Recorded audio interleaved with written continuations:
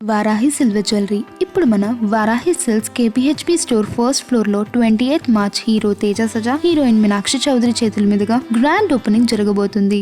AP ముఖ్యమంత్రి చంద్రబాబు మంత్రి లోకేష్ కారణంగానే ఆర్డీటీకి హోంశాఖ క్లియరెన్స్ ఇచ్చిందన్నారు పుట్టపర్తి ఎమ్మెల్యే పల్లె సింధూరారెడ్డి.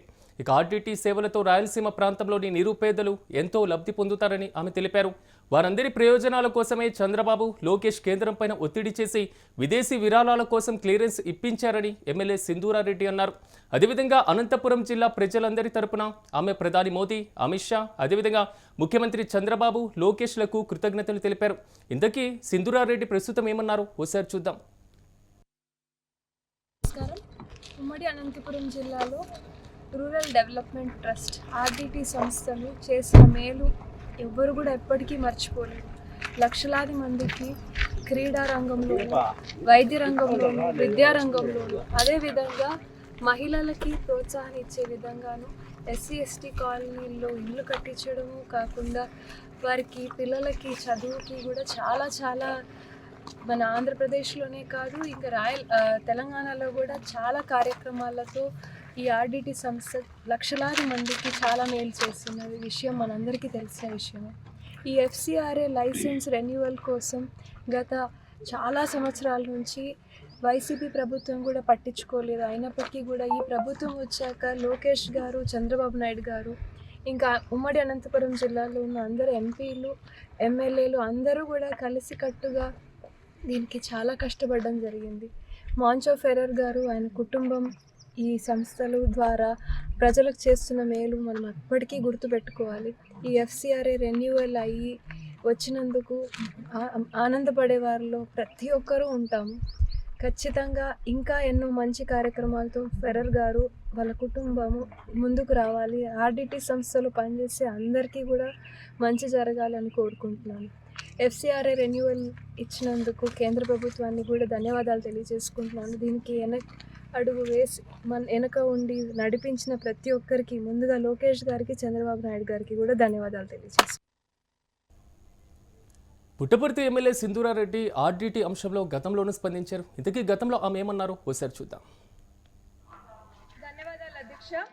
ఉమ్మడి అనంతపురం జిల్లాలో రూరల్ డెవలప్మెంట్ ట్రస్ట్ అధ్యక్ష ఆర్డీటీ ఒక గొప్ప వరప్రసాదం అధ్యక్ష. పేదల పాలిట కల్ప వృక్షం కూడా ఇది. ఈ ఆర్డీటీ పార్టీలకును, మతాలకును, ఇంకా కులాలకు అతీతంగా పనిచేస్తూ ఉంటుంది అధ్యక్ష. ఈ సంస్థ విద్యారంగంలోను, క్రీడా రంగంలోను, వైద్య రంగంలోను, ఇంకా గ్రామీణ పేద మహిళలకు అభివృద్ధి ఇంకా అభ్యున్నతికి చాలా సేవలు చేస్తారు అధ్యక్ష.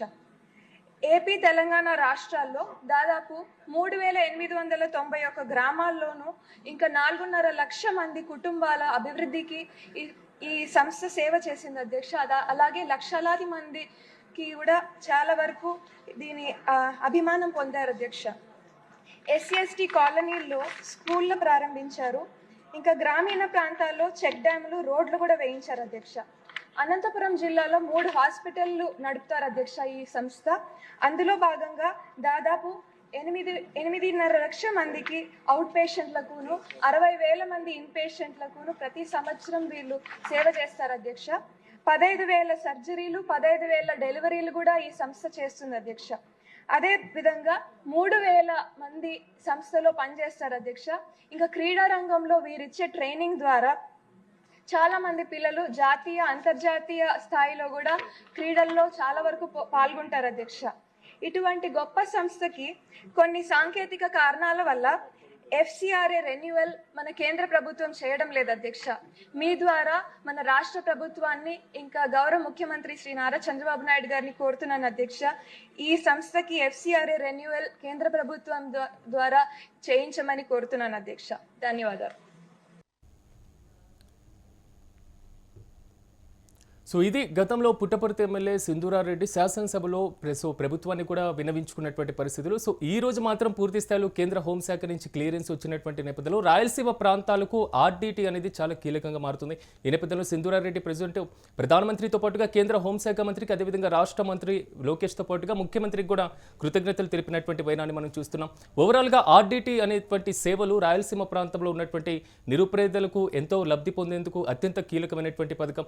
మరి ముఖ్యంగా ఆరోగ్య రంగంతో పాటుగా క్రీడా రంగంలో అదేవిధంగా ఉపాధి కల్పించడంలో కూడా చాలా వరకు కూడా ఆ ప్రాంతంలో కీలకంగా పనిచేసినటువంటి అంశం. కానీ కొన్ని ఆరోపణల నేపథ్యంలో కేంద్ర హోంశాఖ కూడా దీన్ని నిలిపివేసినటువంటి పరిస్థితి కనబడింది.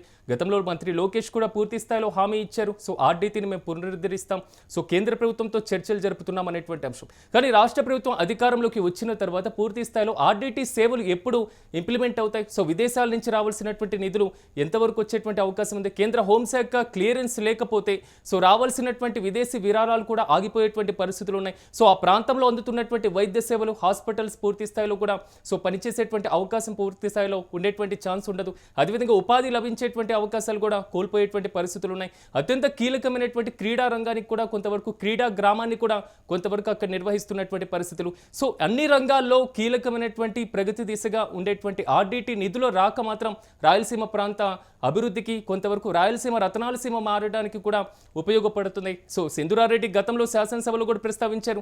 అయితే నేడు ఆ కళ సాకారమైనటువంటి నేపథ్యంలో ఎన్డీఏ సర్కారుకు కూడా ఆమె కృతజ్ఞతలు తెలుపుతున్నటువంటి పరిస్థితి కనబడుతుంది. ఓవరాల్గా అనంతపురం జిల్లా ప్రజలందరి తరపున కూడా ప్రధానమంత్రి నరేంద్ర మోదీకి, హోంశాఖ మంత్రి అమిత్ షాతో పాటుగా రాష్ట్ర ముఖ్యమంత్రి చంద్రబాబుకి, గతంలో హామీ ఇచ్చినటువంటి విద్యాశాఖ మంత్రి లోకేష్కి కూడా ఆమె ప్రత్యేకమైనటువంటి కృతజ్ఞతలు తెలిపారు.